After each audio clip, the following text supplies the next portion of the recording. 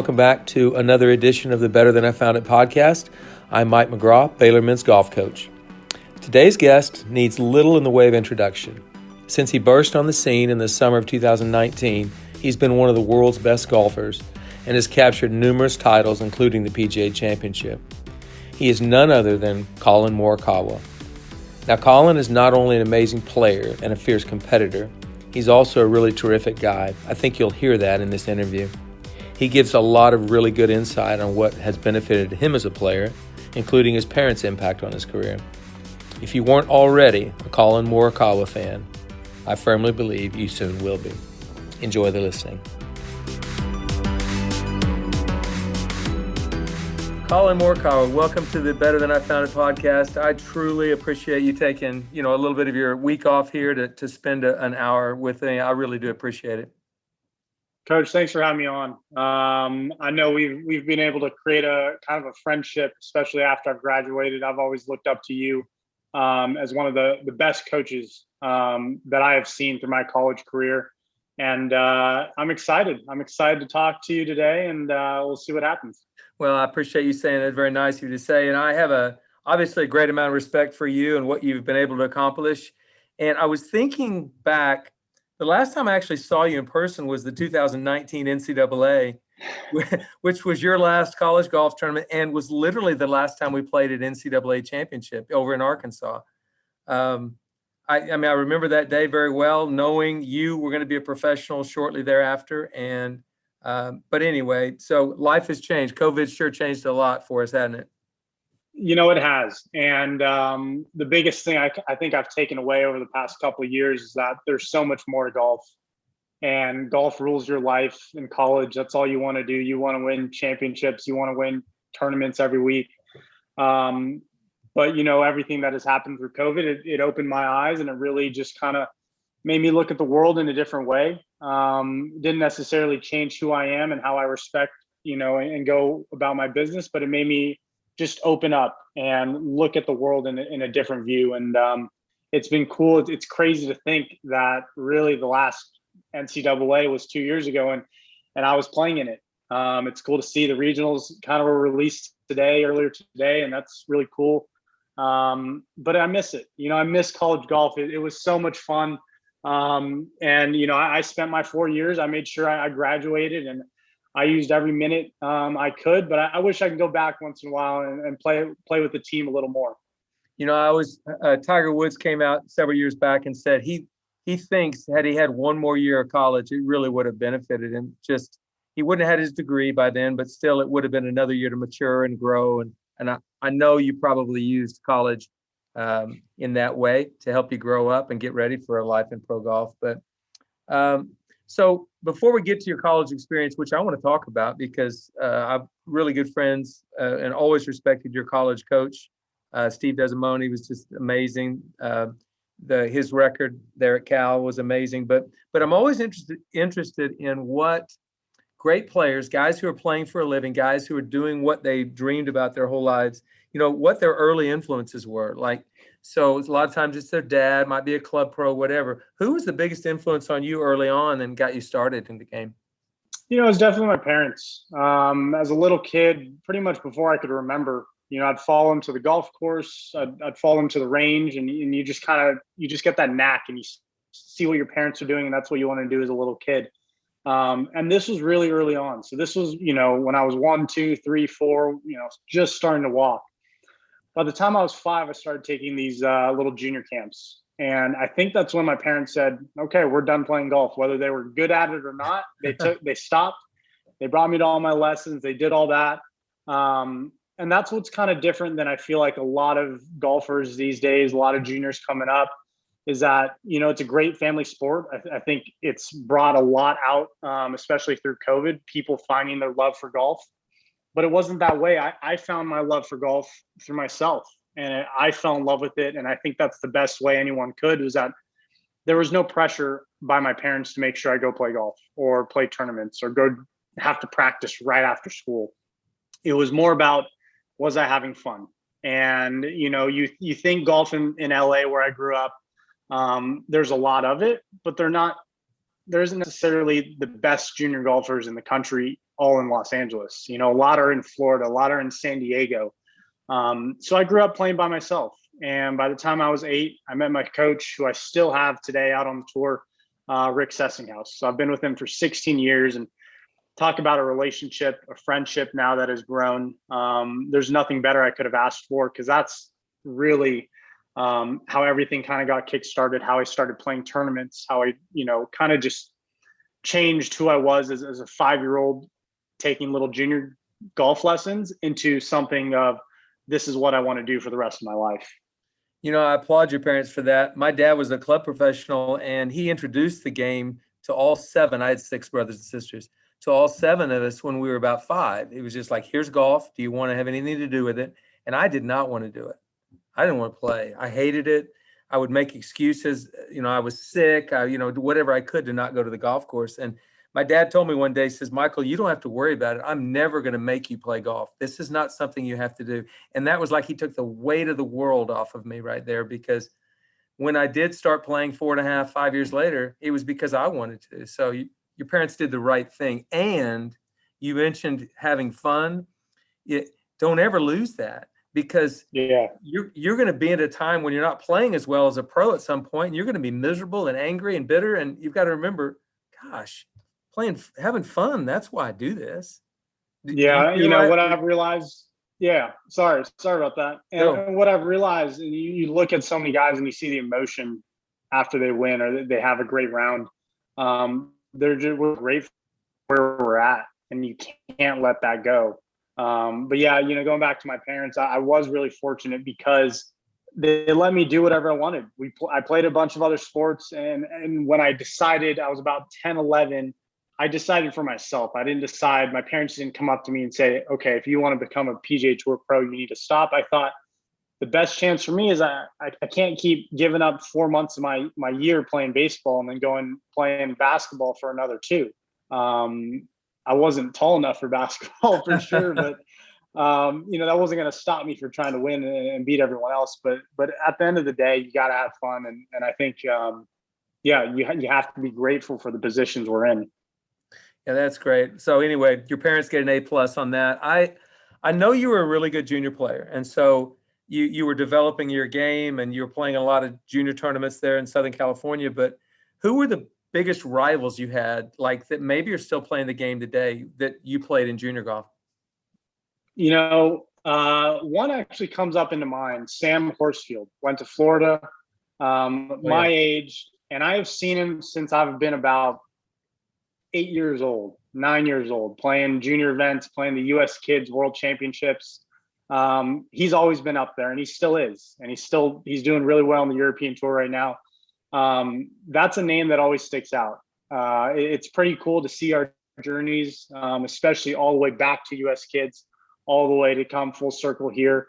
You see guys like Scotty Scheffler, Doug Gim, that I've played a lot of junior events, a lot of AJGAs with.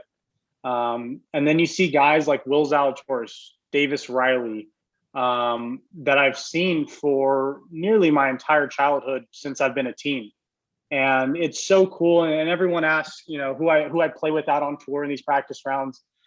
I kind of like to just go on my own, because at this time right now, there are young guys, but the amount of young guys that are on the Korn Ferry right now that I've grown up with, that I know that we can go out and have a dinner, I'm waiting for those guys, because I know it's just going to be that much more fun, playing practice rounds, playing Tuesday matches with them, because, I know them. I don't have to get to know them. I've known them for 8+ years now. And that's what I'm kind of looking forward to in the next few years. Well, you don't have to worry about it. They're on their way. Those guys. Yes, they are. Absolutely. They're on their way. And there's no doubt they're headed your way. But, so you won a lot of junior tournaments as a kid. What would you say if you had to say the crowning achievement for a young boy who was trying to build a game? And so something you're most proud of as a kid, like this accomplishment, that's the one that you look back on.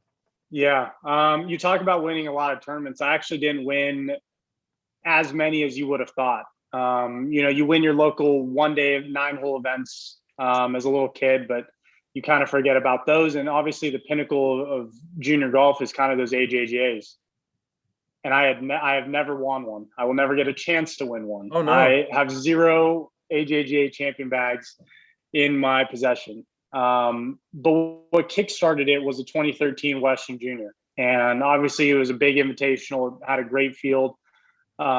Winning that kind of validated my sense of belief. Even though I felt like I could still compete with these guys, I felt like I belong.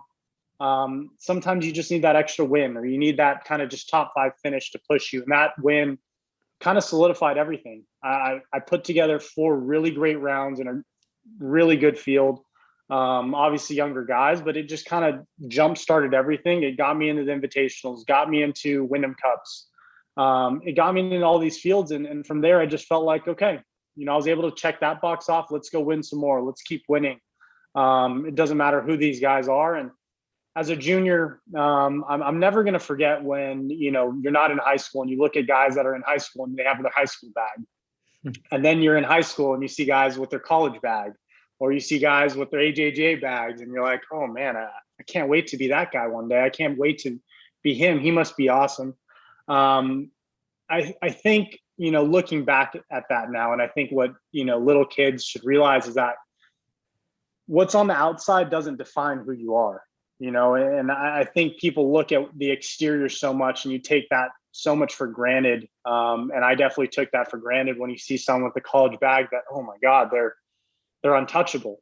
That, sometimes you take that too much and you almost scare yourself away from becoming, the person you believe to be. And you never get that extra step, that extra push, because you've already put yourself one step back. So, that I would say that Western Junior, going back to that was definitely my defining moment of how I kind of pushed myself. And from there, the rest is kind of history. So did that get Coach Desimone at Cal? Was he already recruiting at that time, or did that push him over the edge right there? I think my first letter I ever got was from Texas A&M. And wow. I looked at it. Higgins. Yeah, I looked at it and I was like, California kid in Los Angeles, am I ever going to go to Texas A&M? I looked at it and I was like, wow, this could be cool. This could be weird. This could be very different. It could be cool. So, for me, Des didn't reach out until a little later. Him and Walter Chun were great people, great coaches to have. But I took the recruiting a little differently. I was still, winning the Western Junior early on in my junior career. I was able to get recruited fairly early on. But I felt no rush. I feel like kids these days have a rush and they just want to commit. They just want to get somewhere. They look at a great team and hey, when you have a great team, go for it, right? If you believe in the team, the coach, the atmosphere, go for it. But I didn't feel like I was in any rush. And I was very thankful that coaches didn't put, any timetables on my commitments. But I wanted to find a place that I was comfortable at, that I felt like I could grow as a person, I can grow with the team. Because at the end of the day, sometimes when you take one visit, you might love it that day, but you might not love it the next. And what was crazy, and I can say it now, is that the first visit I took to Cal, I didn't like it. I didn't actually like it. And that's the amazing story, is that the 4 years I spent there, I loved it. I thought it was a perfect amount of time for me to spend in that area. I met a bunch of great people, and we can talk about that later. But with recruiting, you really have to sit down and tell yourself, what do I want? Not what my parents want, not what coaches want. There obviously are better coaches than others. That's what I truly believe, especially with what some juniors need. But you have to look at it and be like, will I grow as a person? Will I become an individual in the 4 years I plan on staying here? Because when you're out in college, you don't have anyone to babysit you, even though you guys, the coaches, are there to help us as much as we need. When we graduate, we have to figure out life on our own. And that's where you have to spend these 4 years and be comfortable with it. So, looking at that recruiting process, it started early. I took my time. I really did my homework with what I wanted to do, and slowly figured out, Cal is the right place.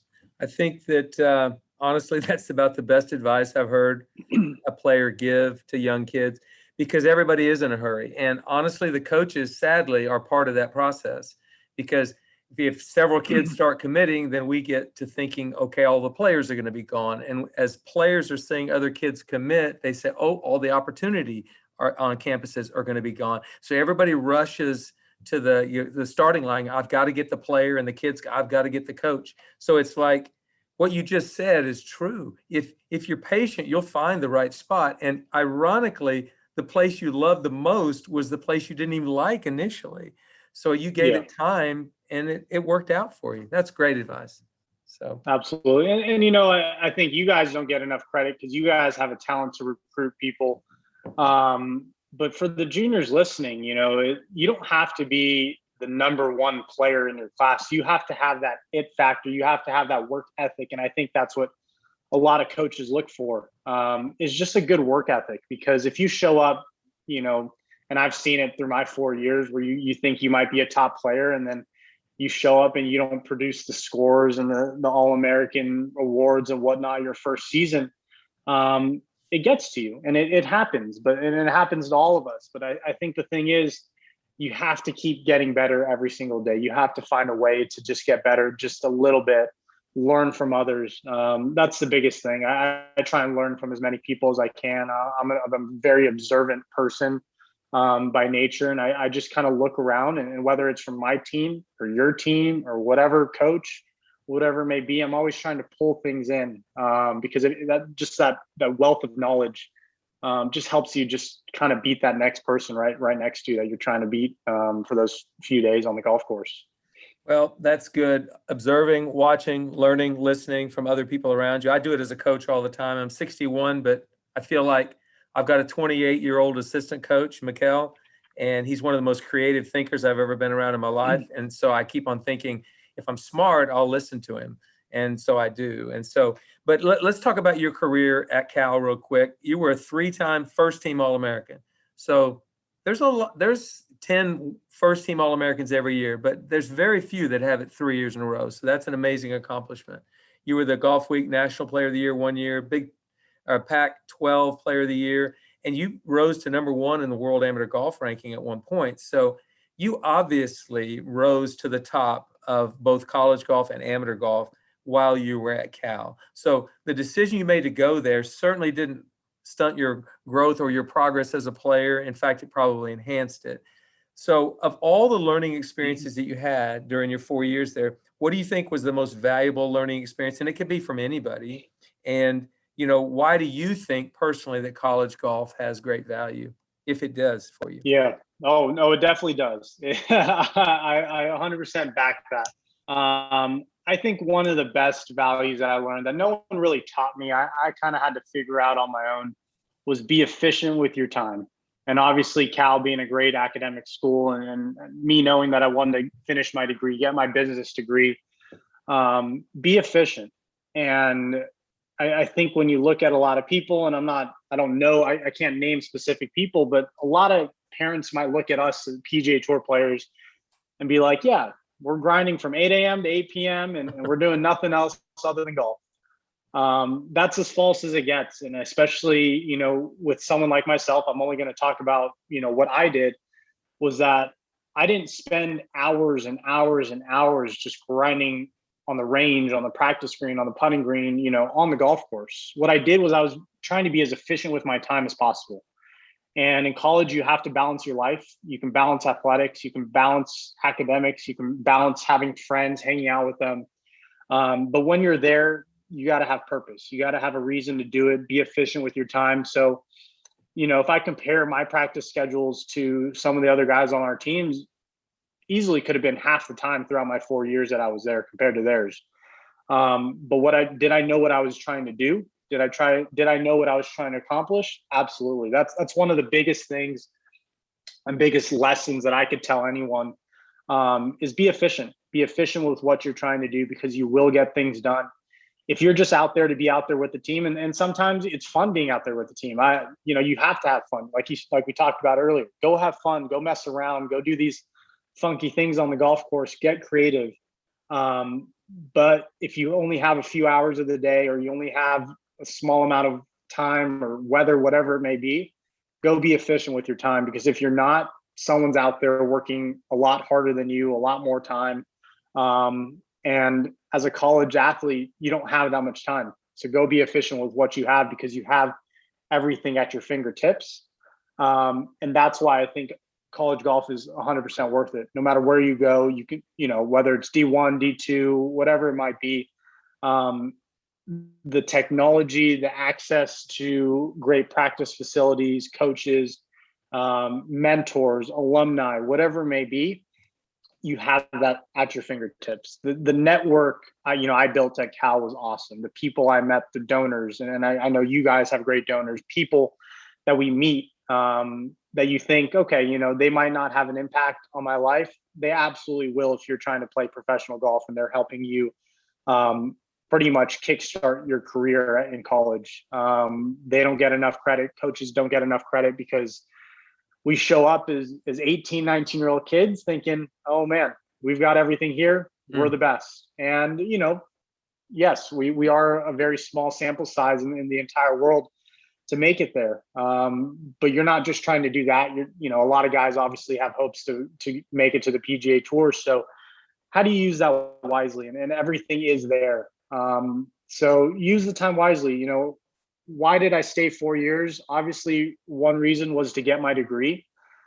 But after my sophomore and especially after my junior year, I felt like I was ready to turn pro. And the only thing really stopping me it wasn't my golf game. It was just more, was I mentally and physically prepped to go out and live on my own, travel on my own, know what I'm going to do, have my agent, have my clubs, have everything there. And I used that senior year. And not everyone has that availability to do that. But I used that last year to prep how I was going to be out there on the PGA Tour. I knew I was going to get a few starts here and there. I was thankful to get my 7. But how do I use that last senior year, those events that we were traveling on the road, to get my body prepped? How do I schedule enough time to get all that stuff ready? Because I didn't want to be ready a month in after I turned pro. I wanted to be ready that first day I turned pro. And I think some kids kind of, even though we don't have a draft, there's no signing contracts, anything, you might sign some club contracts, but there's no official announcement that we're turning pro other than once we finally tee it up. And you can't be ready when you tee it up on that Thursday. You have to be ready the day you graduate. I think that's a good lesson in preparation, always preparing for the next step, whatever it is. You're living in the moment, but you're also preparing for the next step. And you were doing that. By the way, having coached against your team and watched you play in tournaments, you were ready quite a bit before you actually graduated. But it's good that you took the time to finish your degree. And that gets back to that day at Arkansas when I saw you for the last time. You turned pro shortly thereafter. What was your event you turned pro at? So I played sectionals as a pro, but my first pretty much start was that Canadian Open, RBC Canadian Open, a week right after. And what a way to live out dreams, just teeing it up for the first time. I was fortunate enough to get a couple starts on the PGA Tour as an amateur, one on the Corn Ferry Tour, and I had some success there. But what was crazy is that it didn't feel different. And I think at that point, I knew I felt like I belonged. I felt like I was ready, because it didn't feel different. If it still feels a little different and you're kind of afraid, that's not bad. There's nothing bad about that. But I felt like I was ready. And I think that's what kind of kickstarted things to just allow me to go play golf. Because at the end of the day, no matter where you are, it's golf. You have to remember that. It's still 18 holes of golf. I've got an old saying that I've used with players through the years because they think, okay, I've got to do something really special when I go play the U.S. Open qualifying, or it's the NCAA championship. It's got to be really special. No, good golf travels. So if you take good golf with you, it'll be fine anywhere you go. So, it just does. Good golf travels. So just understand that and know that. So you turned pro and you made, I believe, and I'm not positive of the stat, I'm going to ask you to correct me, 22 cuts in a row, or was it 23? I think it was 22. I don't know. I think you might see 23 from maybe one of my amateur starts, but I've seen 22. I have seen 23. We'll just go with 22. Okay, we're going with 22. So it's obvious you knew how to make cuts. I mean, that was not a problem. But I'm going to mention something before we finish that thought about just you yourself. Victor Hovland and Matthew Wolff also turned pro right when you did. And I'm going to say this because I am a golf historian. I love the history of the game. I've read several hundred books about the history of golf. So I do know history of the game. And what the three of you did is unprecedented. And it hasn't happened before. You know, Nicklaus came out at 21 and 22, and he was great. And about 15 years later, Jerry Pate did the same thing and won the U.S. Open as a 22-year-old. And about 15 years later, 20 years later, Tiger Woods came on the scene. But it's once a generation, you know, and Justin Leonard came along in there and did something really nice as a brand new player through exemptions. But the point is, three of you got out there and did virtually the same thing. You just played your way right into pro golf like it was easy. Tell me it wasn't that easy, please. No, it definitely was not easy. You know, even though it might have looked easy at the time, and golf was, it was in a good spot. It was in a great spot in my game as well. It's never easy. And I'm going to share some advice that I got in Canada that I think every college player, especially ones that are about to turn pro, should listen to. I was able to sit down at dinner with Justin Thomas, where we had the same agent, and he gave me some of the best advice I've heard. And it doesn't have to do anything with my golf game, is that if you're able to come out here on the PGA Tour, and whether you get one start, you Monday qualifier, whatever it is, you've got the talent, you've got the game to come out here and compete. Obviously, the opportunities that we get, that we can play every single week, we have that ability to prove ourselves. But what he said was that everyone's got a different path. And if you just stick with that path, whatever you're on, you're going to make it to the PGA Tour. And I believed him. And he was right, because everyone does have a different path. You know, I could be on the PGA Tour tomorrow. You can be on the PGA Tour in 15 years. But if you truly love the game and you want to keep pursuing it and you have that availability to do so, keep doing it, keep pushing, keep getting better, because you will get there at a certain time. And I think what we did, the three of us, put in a lot of college players' heads that I can do it. And that's good. I'm glad. And I want to put that positive impact that they can believe that they can do it when they see someone like Will Zalatoris play really well recently. You see Doug Ginn, Maverick, Cameron Champ, you know, Doc Redman, all these young guys, Sam Burns, who just won, all these young guys that, you know, I still know a bunch of kids in college, see us play really well, and knowing that they've beaten us before, it gives them that confidence. But if you don't immediately see that success in the next 3 months, I know a bunch of kids are going to be turning pro in the next month, right after nationals. That does not mean you failed, like, at all. There's no failure. And I think that's how I don't look at it as anything. I don't look at missed cuts as failures. I look at them as opportunities. And that's what I looked at as that summer, as an opportunity for me to make my name, to make something out of it, for me to learn. When I miss cuts, I actually learn more from missed cuts than I do from a T25, because there's something to really dig into your golf game, your mental game, whatever it is. But just keep working at it. You know, we play a sport where we're going to lose way more than we're going to win. So learn from those opportunities. Look at that as a positive impact in your game and in your mindset. But, you know, it was a pretty fun summer, and it's crazy to think back that we're almost hitting 2 years now from 2019. And we still haven't played that other NCAA championship. Yeah, I just lost my Pac-12 individual championship that I was holding on to for so long. I know Matt's holding on to his. You thought you were going to hold that on there forever. Listen, I am an old school historian, old school guy, but I'm so thrilled that this generation is removing barriers. I mean, honestly, from JT, how many times has Justin won? 13 times? I think 13. Did he hit 4? He might have hit 14 at the Players. Yeah, it's crazy. And then what you three guys did, it's awesome to think, you know, and there is a learning curve with everybody and everything in every profession, but it's great when somebody can shorten that learning curve by a better belief system, better training, better preparation, as you've done, better observation. You've watched and learned, and because you're good at that, it makes you a better player. But anyway, so you made 22 cuts in a row. You went in, you won at Barracuda for the first time. Briefly describe that, and then I want to talk about a really big day at Harding Park. Well, you know, Barracuda, what a thrill. At that point, I had already secured my card, so I knew I was going to make it to the PGA Tour the next fall, pretty much. But I wanted to win. because I wanted to play playoffs. I already had a decent season. I kind of knew where I might have stood in the FedEx Cup rankings. And at that moment on that Sunday, all I was trying to do is win. And I think that's what everyone should do. You should be focused on winning. There's a process and there's a lot of steps to get there, but the ultimate goal is to win. And coming in that Sunday, I actually caught myself on, I think it was the 13th or the 14th hole, caught myself getting quick. I was trying to get to that finish line, trying to get myself to post a number, and that's a different format, the Stableford format. But I had to slow myself down. I have a great relationship with my caddy. I'd be, it would be bad if I didn't mention his name, JJ Jakovac. I'm lucky to have him. But birding those last 3 holes and closing it out, it meant the world. I had my family there, I had my girlfriend, everyone was there.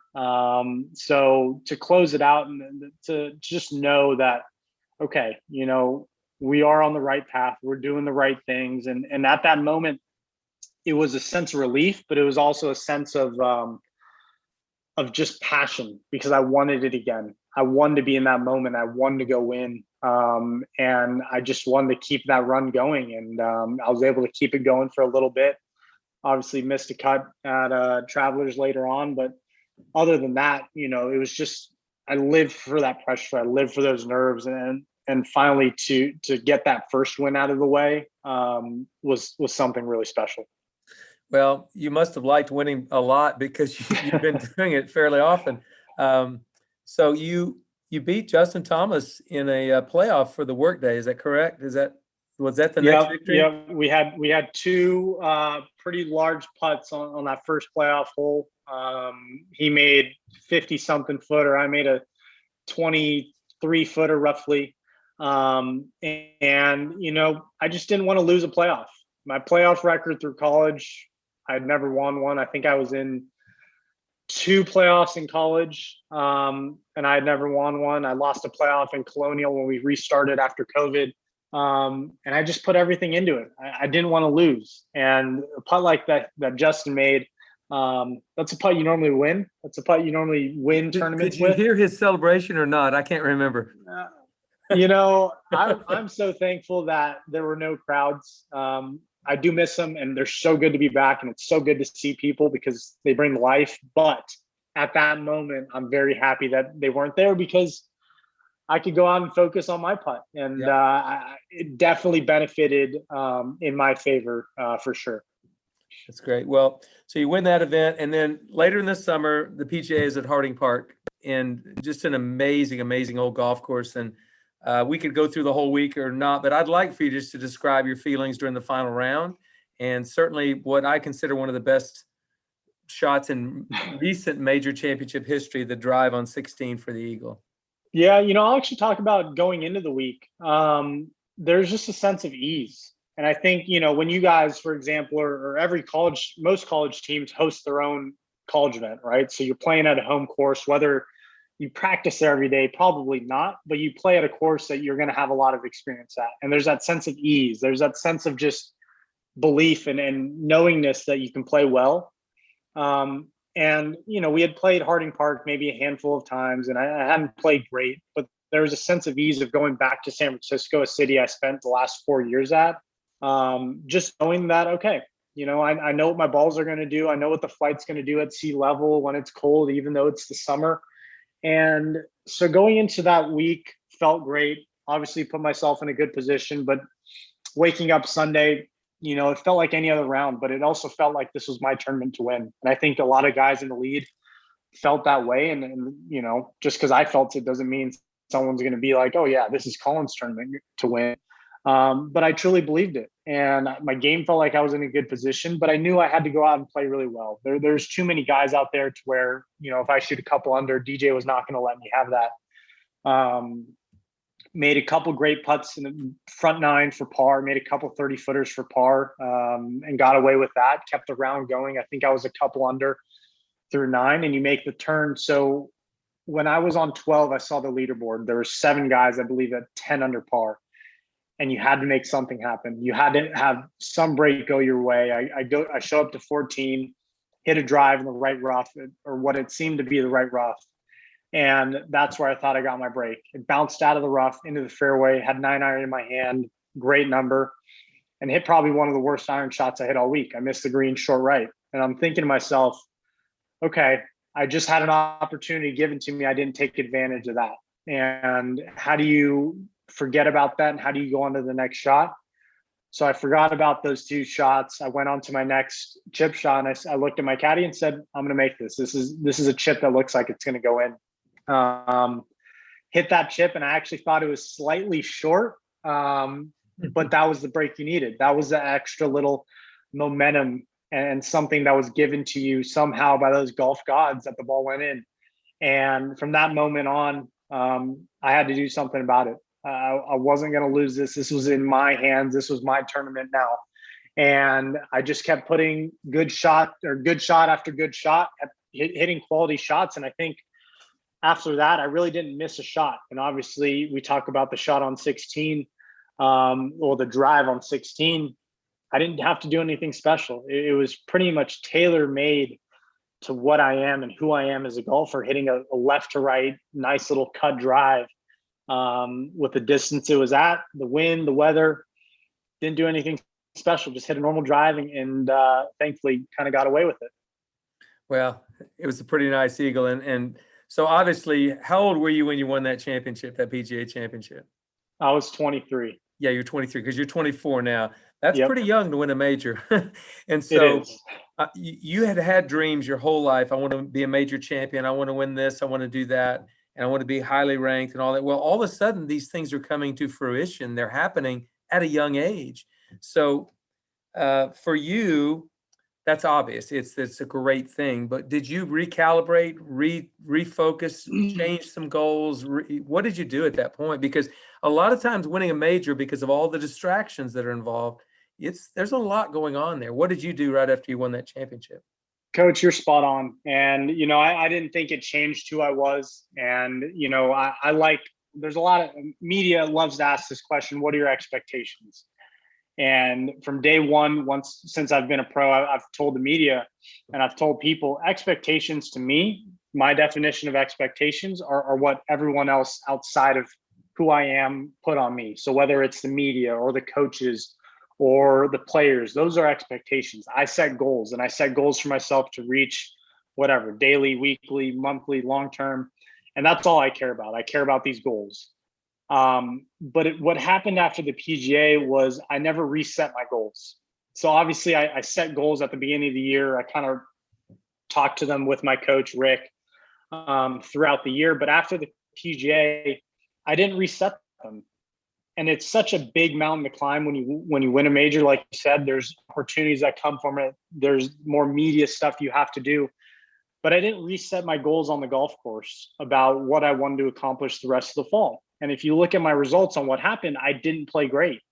I wasn't playing my game. I wasn't doing that because obviously you win a major, your standards are going to go up. That doesn't mean the goals have to change, but I never reset my goals. It was, at the beginning of the year, of course, I'm going to put winning a major as one of my goals. But once you kind of check that box off, you think that everything is all right because a major kind of sits at the top of your goal list. I think anyone would want to win a major. But having done so and having realized that I never reset my goals. And I hate myself for doing that, but I'm glad I learned from it. And now looking back, that once I win a tournament, if hopefully win more majors, that next week, that next day after, I can sit down with my coach and be like, okay, what is next? Because for me, I'm a huge goal setter. I love to set my goals. I love to keep pushing the boundaries, but there's no limit.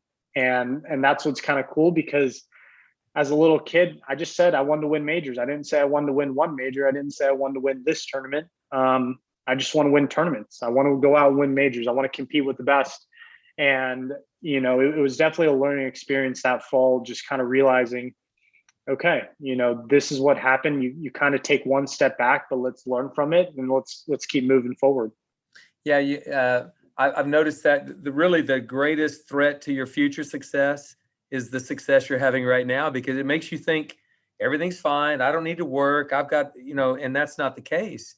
So I think everybody needs to be able to recalibrate and figure out, okay, I accomplished that one, but I've got to get something else out there in front of me. And you're obviously a dedicated, motivated, very driven human. So it's good that you learned that lesson. It doesn't surprise me either that you would learn a lesson like that. So I want to ask a question because my assistant coach and I, Mikkel, we've been talking about this. You're currently number 1 on the tour in strokes gained approach. And I think that'll probably be a nice little spot for you to hang out most of your career. You're really good with I would iron. love that. Yeah, you would. I know you would love that. But can you tell my listeners like some keys that you have? I mean, what makes you such a great iron player? Because you really are. You're just an amazing iron player. And you and Rick obviously work on things. What are some of the things you do? And one other question to that, when you get to a tournament and it's not going where you want it, it's not quite right, do you have some resetting drills that you do? Do you have anything you do that kind of gets you back right on track? So what do you and Rick work on to make you a great iron player? Yeah, well, I appreciate that, Coach. I think how I've gotten to this point is being creative. I spend a lot of time on the golf course, especially growing up. I didn't really hit many balls on the range. I just went out, and I was very fortunate to be at this 10-hole country club, and that's how I grew up playing. I dropped 4 or 5 balls in different spots, hit different shots, worked the ball left to right, worked the ball right to left. But as I grew older and I went to college and my swing kind of developed a little more, my body got stronger. This left to right kind of fade built into my game, and I've stuck with that. I haven't changed, like you said earlier, about when you show up to the PGA Tour, you think you need to do something special. You absolutely don't. And I believe that what I was doing in college, hitting my left to right shot, I can bring that out here on the PGA Tour, and I've seen it. And I've, obviously worked on different shots, but 95% of the shots I'm trying to hit a baby cut. I'm trying to work the ball left to right because that's my strength. And I think everyone's swing, everyone's body is tailored to a certain shot pattern. And you have to understand what kind of shots you have. You have to understand your misses, where you're going to miss. In college, I definitely took out a lot of that left side. I had a little bigger miss to the right, but I knew that's what my miss was. So I could aim at anything, and I knew I was not going to miss it left. So coming out that first kind of summer when I was still playing very similar to how I was playing in college, nothing bothered me on that left side, and sometimes, like you said, when things don't work out and my swing starts swinging a little too far left and I start hitting these 25-yard slices almost, when things go bad, you have to even it out. So what do I do to kind of even it out? Excuse me. I love hitting punch shots. I love kind of keeping my feet together, feet grounded on the ground. Because for me, a lot of college players, our bodies are very flexible. They're loose. We move fast. There's a lot of moving parts. So how do you keep things grounded? How do you go back to the basics? And that's one of the biggest things for me is how do I go back to the basics? And I think we're always working on something. Whoever your swing coach is, you're always trying to fix something. You're always trying to make it better. But I think what Rick has done with me, really since the end of my junior career heading into college, is that, not everyone will love my golf swing, and it might not be the perfect golf swing, but it works, and we know what works, and we know why it works. And I think understanding cause and effect is the biggest thing. And when things go wrong in a round or in a tournament, I kind of understand why. And you have to understand why. You can't be guessing. So, working on swing thoughts and swing mechanics is important, and you want your swing to look good, but have a purpose to do it. Why are you moving your hands in this position? Why are you putting this there? What kind of misses is that going to produce? Because sometimes it might make it a straighter shot, but it also might create a two-way miss. And do you really want that? Not necessarily. So for me, just going back to the basics, knowing what my takeaway does, knowing what kind of swing thoughts I've used in the past that have worked, we always go back to that. What's great, and that's something that I'm glad you brought it up. I still use a swing thought, and it doesn't exactly work in the same way it did way back then, but I still use a swing thought from that 2013 Western Junior when things go wrong today. Rick will bring that up. He'll be like, do you remember what you did in that 2013 Western Junior? I'm like, yeah, let's go back to that. Go back to those fields. And those fields are slightly different now, but it's crazy to look back now 8 years ago and still have that same thought I do when, things are a little off today. Well, the things that I like about what you just said during that little segment was, one, you own those things. I mean, they're inside you and you know how to go back to them. And two, you said, well, don't have the prettiest swing. I think it's a great golf swing, but I also think Jim Furyk has a great golf swing, because Jim Furyk repeats that golf swing over and over and over, and he completely trusts what he's doing, and he knows where the ball is going. So to me, that's a beautiful golf swing, one that produces shots that I can trust under pressure. That's a beautiful golf swing, period. And I once heard Scott Verplank tell me years ago, probably 20 years ago, he's hitting the ball 250. I mean, he didn't hit it very far, but he completely eliminated the left side of the golf course, completely. And so he knew his ball was going to finish in play. And I think that's what you just described is kind of what he was describing. It's like, I'm gonna know what I can do with a golf ball, and I'm gonna do it. And then there's a lot of confidence in there, isn't there? Absolutely. Yeah, that's great. Well, so you live in Las Vegas, correct? I do. Yep. I know a lot of tour players that live out there. Do you play a lot of matches and grudge matches out there or not? I do. There's a lot of young players, and I think that's what's really exciting. Being a West Coast guy, I wanted to stay West. I had to get out of California. Paying those lovely taxes wasn't going to be great for my budget. But it came down to kind of Scottsdale or Vegas, and a lot of guys recently in the past kind of year and a half since I've turned pro have moved out here, and it's been a great place. It feels like home now, and I think that's when you get kind of comfortable in a place like this, it just makes it a little easier on your life, knowing that you can come home, relax, decompress, and go back out on tour. Yeah, that's great. Well, I know that there've been little enclaves and little pockets, Jupiter, Florida, Edmond, Oklahoma was for years in the 80s, where a lot of tour players will gather. Scottsdale is one of them. And you have a game if you want a game, or you can go practice by yourself if you want that as well. So that's great. What's your schedule look like over the next several months? I know there's some majors in there, but what have you got? Yeah, I mean, coming up next, after this 3-week break, it's amazing that I can actually schedule a 3-week break into the season. But I'll have the PGA. I'm going to head out to Colonial, where I've actually been for quite a few times now the past few years, going to the Ben Hogan Award. So that'll be really cool to go play that again. And then the week after, I'll have Memorial, and so that'll be a 3-week stretch of really good golf, great golf courses as well. I think after that, I've got the U.S. Open, and then from there, I think I might be heading out over to the Scottish Open. I'll be playing the Scottish Open and the British Open, and I haven't played much links golf, so really look forward to that. Do you still have the same enthusiasm you had when you turned pro 2 years ago? I do, and I think there's a different sense of fun what I have now. When I was out there that first few months as a pro, everyone looked at you and really didn't blink an eye, knowing you're that 22-year-old kid coming out. Here's this next wave of sponsor exemptions, and now sometimes guys will look at me knowing this guy can actually come out here and play and possibly win this tournament. But I have so much fun. My girlfriend's able to travel with me a bunch. We just got a dog. We love food. We just got a golden doodle, a multi-gen golden doodle. So he's 12 pounds now. He's 4.5 months. Should only get up to about 20, but best thing in the world for us. That's great. That's fantastic. Yeah. But we love traveling, and I love traveling so much. I love going to these cities. And I think that's why, it's not just golf that I'm coming out here and doing. There's so much more for me to explore, and it's definitely very fun.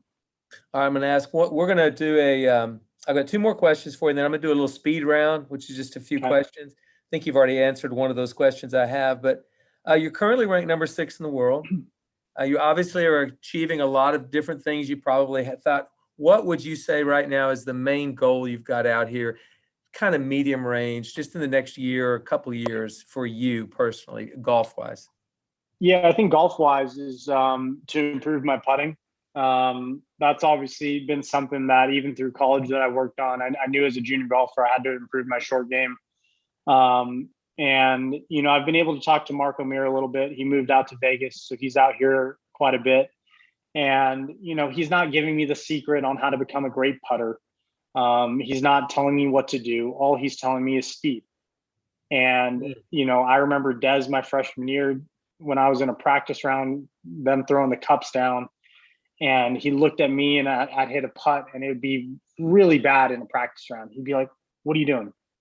I was like, "Oh, I'm just testing out the speed." And he's like, "No, you should have the speed down by now. You've already been here." And that's kind of stuck with me because speed's important. So how do I work on my speed? How do I get better? But I think, for me, what I've realized as well, and people were questioning why I went to this saw grip, about a month and a half ago, is because I'm trying to get better. If you're trying to get better, you're going to try new things, and sometimes they don't work out, but sometimes you have to try it. Or, you keep doing what you're doing. It's not going to give you this. It's not going to give you better results if you keep doing the same thing. And obviously that's the definition of insanity. But try new things, be creative, be open-minded about what someone has to say, what your coach has to say, because if it doesn't work, put it in the trash, check that box off, knowing that you tried it, and move on. But that's kind of the mid-range goal. I'd say it's a very short-term goal as well. But in the next year or so, I definitely want to move up in the strokes gain category of putting. I think that would help me with where I sit right now. I think I'd feel sorry for the competition if you become the best putter. If you become as good as you want to be, I would feel sorry for those guys. But okay. Oh, I'm excited. I understand. Well, I've got one more question for you, and I think you've already given me an answer, so I'm going to ask for another one. But I was going to ask this question. I ask it of all good players: is what's the best piece of advice you have for junior golfers who want to be where you are today? Now, you've already said be efficient with your time, so that could be can you come up with something, along with that? But, and that's a great piece of advice, by the way. Yeah. I think set goals. And we briefly talked about that, and that's huge for me. I'm not saying you have to go write your goals down. I know a bunch of players and tour pros that write it down. We see like Justin Thomas, I think, wrote it on a plane ticket and he shared it afterwards after the year. You don't have to do that. And I don't write anything down. I just set goals with my coach every year. And like you said, you have to reassess those goals. So I think if you set, at the beginning of the year, or right now, we're already in May, go set goals for tomorrow, go set goals for a couple weeks, go set goals for 2 to 3 months, and then go set goals for half the year. And then at the end of the year, and if you check any of those off, or if you're remotely close to even achieving those, go put 2 more. Don't just, get complacent with putting 1. Go try and push yourself to get 2 more, and go set 2 more long-term goals if you have to, if you don't have enough time to get to that next goal. Because I think a lot of junior golfers, they think they know what they're working on, but time goes by really quickly. And it's crazy to think that I'm already been on the tour. And I like to count this as my 3rd season already, even though I really technically haven't had a full tour season yet because of COVID, because of the, me coming out as a pro. Time goes by quickly, and those junior golfers, you're going to blink, you're going to be in high school, you're going to be in college. And by the time you're going to be working on the same exact thing you thought you were working on when you were 12. So, just set goals and try and check off those goals. And if it takes you a little longer, it takes you longer. I'm still working on things that I was definitely working on when I was 10, like putting. That's golf. You're always going to be working on something. But like you mentioned earlier, everybody's path is a little different as well. So those goals are attained at different times. Well, first of all, before we do the speed round, I want to say thanks for coming on today. It's fantastic for you to do that on your time off here. And you've given a lot of really, really good insight that I think is going to be valuable for my listeners. Okay, so let's go with just the general quick questions. You can take as long as you want, but make them quick if you could. Favorite professional athlete, period. Kobe Bryant. Good. Favorite pro sports team? It's got to be a split between the Lakers and the Dodgers. Lakers and Dodgers. Nice. Favorite course you've played on tour in the last 2 years? Favorite course? I'm going to not count the majors. I think those are always too good, and people love those. And how could you not? I'd say Riviera. I was able to play the USAM there, but it's actually grown on me a lot more than I thought it would. Yeah, that is an amazing place. I love that place. Yes. It's right there in your childhood home, basically, right? Not too far? Yes, it is, but I never played it. I never played it as a kid. Course you'd most like to play that'd be on a bucket list that you haven't played that you really want to play? I'd love to play more of those British Open courses out there. I've played 0 of them.